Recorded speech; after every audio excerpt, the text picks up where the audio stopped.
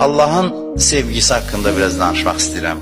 Allah bir bəndəsini sevərsə, xoş o bəndənin halına. Bütün rəhmət qapılarını onun üzünə açır və onun dininə, imanına zərbə vuracaq şeylərdən onu qoruyur. Allah bir bəndəni bəyənsə, özü girişir onun həyatına və başlayır özü onu qorumağa. Özü onun həyatını idarə eləməyə başlayır, imanını özü qoruyur. Bəli, müminin bədəni, canı, cismi, malı, sərvəti zərbə ala bilər.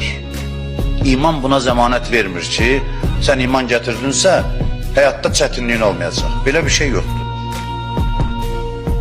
Zərbə dəyər malına, canına zərbə dəyər. Çünki dünya elə bir yerdir ki, insan burada şirin və acı hadisələr görməlidir. İmanlı oldu ya imansız, fərqi yoxdur. Bu barədə heç kəs sığortalanmayıb.